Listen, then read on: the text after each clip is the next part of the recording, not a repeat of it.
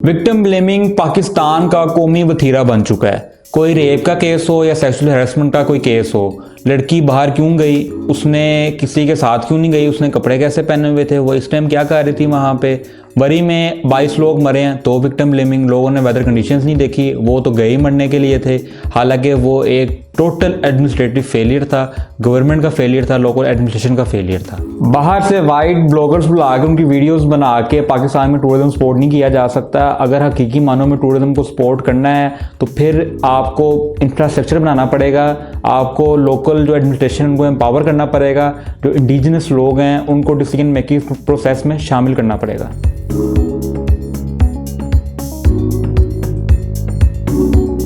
अस्सलाम वालेकुम, the weekly show में आप सबको खुशामदीद।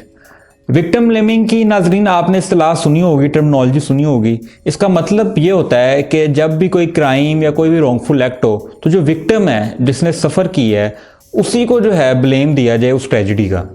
अब पाकिस्तान की जो सोसाइटी है यहाँ पे अमूमी तौर पे देखा जाता है कि जब भी रेप या सेक्सुअल हैरेसमेंट के केसेस आते हैं तो विक्टिम जो कि मोस्ट ऑफ द केसेस में एक लड़की या औरत होती है, उसी को ब्लेम दिया जाता है कि वो क्यों निकली, उसने कपड़े क्या पहने हुए थे, किसी को साथ नहीं लिया। इस तरह की जो है वो इलॉजिकल बातें करके विक्टिम के ऊपर ब्लेम डाला जाता है।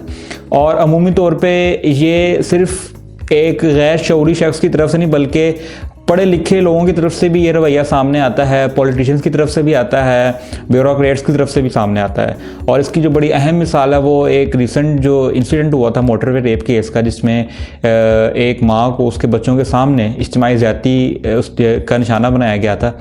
उस मौके के ऊपर जो फॉर्मर CCPO लाहौर थे उमर शेख, उन्होंने कहा कि माँ क्यों निकली इतनी लेट नाइट, अपने बच्चों को लेकर सफ़र क्यों कर रही थी, तो उन्होंने भी विक्टिम ब्लेमिंग की। तो ये हर जो क्वार्टर ऑफ सोसाइटी की तरफ से इस तरह के रिमार्क सामने आते हैं।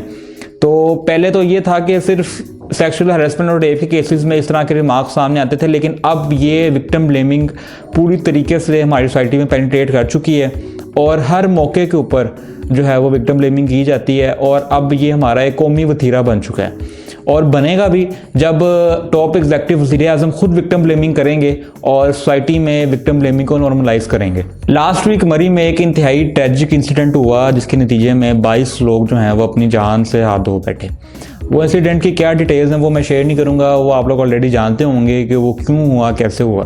लेकिन आप लोगों की तवज्जो जिस तरफ मैं लेके आना चाहता हूँ वो है प्राइम मिनिस्टर इमरान खान की रिस्पॉन्स ट्वीट, जिसमें कूट कूट के विक्टिम ब्लेमिंग भरी हुई है और उनमें इतनी आप कह लेंगे मॉरल करिश नहीं थी कि वो अपनी एडमिनिस्ट्रेशन की जो फेलियर है उसको एक्नॉलेज कर सकें, उसको मान सकें। उन्होंने सारा ब्लेम जो है वो मरने वालों पे डाल दिया। अगर आप प्राइम मिनिस्टर इमरान खान की ट्वीट की जो दूसरी लाइन है उसका जायज़ा लें तो आपको पता चलेगा कि इस पर कितने झूठ हैं, ब्लंडर्स हैं और कितनी हद तक उन्होंने विक्टिम ब्लेमिंग की है।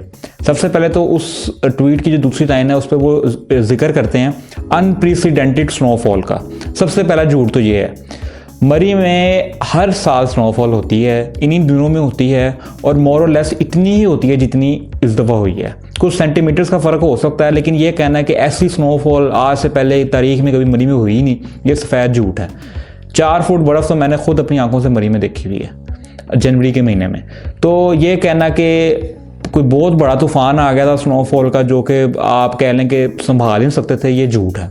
और दूसरी बड़ी बात ये कि वेदर डिपार्टमेंट ने जब ये सानिया पेश आया इससे एक हफ़्ता पहले अलर्ट जारी किया था कि इस तरह की स्नोफॉलिंग होनी है तो आप जो है प्रिकॉशनरी मेजर्स लें, लेकिन उनकी कोई बात नहीं मानेंगे और कोई प्रिकॉशनरी मेजर्स लोकल एडमिनिस्ट्रेशन ने नहीं ली। फिर इस ट्वीट में प्राइम मिनिस्टर साहब जिक्र करते हैं कि लोगों का बहुत ज़्यादा रश हो गया जिसकी वजह से ये इंसिडेंट हुआ। तो ये एक और झूठ है।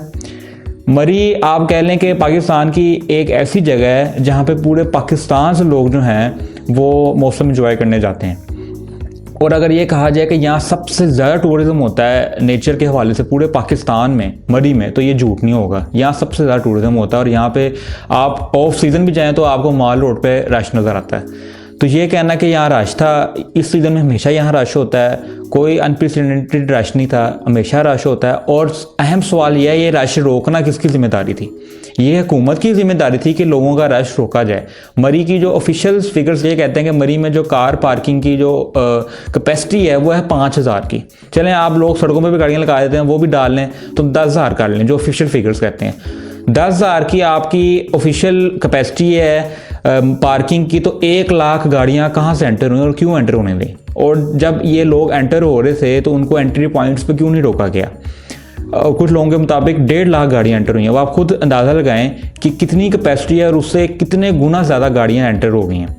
और जब ये गाड़ियाँ एंटर हो रही थी तो यहाँ पे गाड़ियाँ रोकने के बजाय हमारे जो इंफॉर्मेशन मिनिस्टर फवाद चौधरी साहब हैं, वो इस डेवलपमेंट को अपने सियासी मकासद के लिए इस्तेमाल कर रहे थे और खुशियाँ मना रहे थे कि ये जो है बड़ा अच्छा इकदाम है और ये इस चीज़ का इशारा है कि पाकिस्तान में बहुत ज़्यादा इकोनॉमिक प्रोस्पेरिटी है। मतलब कि जिस चीज़ का आप कुछ दिनों पहले शुक्र अदा कर रहे थे, कुछ दिनों बाद जब ट्रेजेडी हुई तो आपने सारा ब्लेम लोगों पे डाल दिया। प्राइम मिनिस्टर इमरान खान साहब फिर अपने ट्वीट में कहते हैं कि लोग जो हैं वेदर कंडीशंस चेक किए बगैर आ गए, जिसकी वजह से डिस्ट्रिक्ट एडमिनिस्ट्रेशन अनप्रिपेयर रह गई। तो ये जो हिस्सा है ट्वीट का, ये फुल ऑफ विक्टिम ब्लेमिंग है और ये ट्रू इंडिकेटर है विक्टिम ब्लेमिंग का। इसमें जो इंतज़ामिया है उनकी क्रिमिनल नेग्लिजेंस को छुपाने के लिए सारा ब्लेम जो है लोगों के ऊपर डाला जा रहा है। जिस तरह मैंने पहले बताया कि मरी ऐसी कोई जगह नहीं है जहाँ पे लोग पहली दफ़ा गए हैं या जहाँ पहली दफ़ा स्नोफॉल हुई है, यहाँ हमेशा ऐसी स्नोफॉल होती है, हमेशा लोगों का रश होता है। क्या वहाँ की लोकल एडमिनिस्ट्रेशन को नहीं पता था इन हक़ाइक़ का? क्या उनको नहीं पता था कि मरी किस तरह की जगह है, वहाँ के डायनामिक्स क्या हैं, वहाँ पर कितने लोग आते हैं हर साल इन्हीं दिनों में? तो जब सब कुछ पता था तो फिर क्यों प्रिकॉशनरी मेजर्स नहीं ली गई? दूसरी बात ये कि जब आप इंसिडेंट हुआ था उसकी वीडियो तो तस्वीरें देखें तो आपको पता चलेगा कि जहाँ पे लोग फंसे हुए थे एन उसी जगह पे साइडों पे बड़ी ऊंची ऊंची दीवारें, उनके ऊपर जो है वो खारदार तारे लगाई हुई हैं। अब वो दीवारें कहाँ की हैं? वो दीवारें आर्मी के जो मिलिट्री हाउस, उनके जो रेस्ट हाउसेज हैं उनकी हैं। पूरा मरी, अगर आप कोई बंदा एक दफ़ा भी मरी गया है तो उसको पता कि वहाँ पे कितनी आर्मी है। पूरा जो मरी है वो मिलिटराइज्ड है। तो ये लोग जब ट्रेजेडी हो रही थी, जब लोग फंसे हुए थे, तब क्यों नहीं बाहर आए? अगले दिन फोटोशूट कराने सारे, कभी पानी की बोतलें बांट रहे हैं, कभी क्या बांट रहे हैं, फोटोशूट कराने दिन में जब लोग मारे गए हैं तो बाहर आ गए हैं अपने जो है वो वाह करवाने के लिए।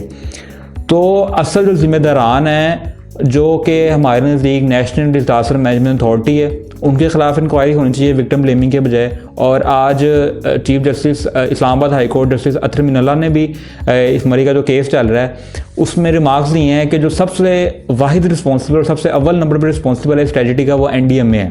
उन्होंने अपनी आज रिमार्क्स देते हुए ये बात की है और उन्होंने कहा है कि ये आपके जो ऑफिशियल्स हैं उनकी जो आप कह लें कि नाअहली है, जिसकी वजह से 22 लोग अपनी जानों से हाथ धो बैठे हैं।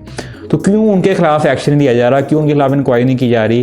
क्या इसलिए नहीं की जा रही क्योंकि उनका जो चेयरमैन है वो एक फौजी लेफ्टिनेंट जनरल आमिर नवाज सत्ती है? पाकिस्तानी अवाम में से भी कुछ हल्के ऐसे हैं जो कि विक्टिम ब्लेमिंग करते हुए जो लोग मरे हैं और जो लोग गए हैं उन्हीं को सारा कसूरवार ठहरा रहे हैं। तो उनके लिए मेरा जवाब है कि जो लोग आप ये जो ट्रेजेडी का शिकार हुए हैं, जो लोग मरी गए हुए थे, मोस्टली अगर आप देखें तो वो मिडिल क्लास और लोअर मिडिल क्लास के लोग थे। जब उनके अपने शहरों में कोई एंटरटेनमेंट की फैसिलिटी नहीं होगी, कोई आप कह लें कि वो अपने आप को रिक्रिएशनल एक्टिविटी में एंगेज नहीं कर सकते, तो फिर उन्होंने ऐसी जगहों पे जाना है जो कि अफोर्डेबल हैं और जिनके करीब हैं और जहाँ पे वो कुछ एंजॉय कर सकते हैं फैमिली के साथ। उन्होंने ऐसी जगहों पे जाना है। और फिर एक और आर्गूमेंट ये पेश किया जाता है कि पाकिस्तान की अवाम ही जाहिल है। कोई भी मसला हो, एक ही जवाब है, पाकिस्तान की अवाम ही जाहिल है, यहाँ के लोगों में शऊर नहीं है। तो भाई पाकिस्तान की अवाम को शऊर देना, यहाँ पे तालीम का फ़रोग करना किसकी जिम्मेदारी है? वो रियासत की जिम्मेदारी नहीं है। पाकिस्तान के जो बेसिक फंडामेंटल राइट्स हैं वो ये कहते हैं कि जो बेसिक एजुकेशन है 16 साल तक की, वो रियासत की जिम्मेदारी है हर बच्चे को प्रोवाइड करना। तो क्यों पाकिस्तान में 22.5 मिलियन बच्चे आउट ऑफ स्कूल हैं? तो ये जो गैर शऊरी है, जहालत है, इसका रिस्पॉन्सिबल भी तो रियासत ही है। और फिर मैं आपको एक और बात बताऊं कि लोगों का थोड़ा सा ये होता है कि उनको बाहर की दुनिया की तरह पता नहीं होता, तो वो ये बात कर देते हैं कि पाकिस्तान की जो अवाम है कुछ ज़्यादा ही जाहिल है। तो मैं आपको बताऊं कि पाकिस्तान की अवाम जो है कि किसी भी मुल्क की अवाम कहीं की भी हो, तो मोर और लेस वो एक जैसी होती है। ये कानून होता है, लॉ ऑफ द लैंड होता है, जो कि लोगों को सिविलाइज करता है और उनको उनके अंदर डिसिप्लिन लेके आता है। और वहाँ पे कानून की जो पासदारी है वो लोगों को डिसिप्लिन करती है। वहाँ पे फिर इस तरह की ट्रेजेडीज नहीं होती। अगर लॉ ऑफ द लैंड नहीं होगा, कानून की अमलदारी नहीं होगी, तो फिर हर जगह लोग ऐसे होंगे। क्या अमेरिका में या यूरोप में जब प्रोटेस्ट होते हैं तो वहाँ पे पब्लिक प्रॉपर्टी को नुकसान नहीं पहुँचाया जाता?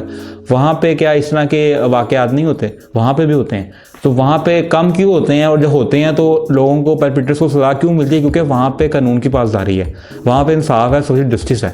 तो जब तक ये जो आप कह लें कि हम ये चीज़ें नहीं अपनाएंगे, तब तक अवाम जैसी मर्जी हो ये वाक़यात होते रहेंगे। आखिर में हम यही मैसेज देना चाहेंगे कि जो विक्टिम ब्लेमिंग है ये एक इंतहाई डेंजरस फिनोमिनन है, क्योंकि ये सारा ब्लेम विक्टिम पे डाल देता है, जो कि in a way it helps the perpetrator to get away with impunity.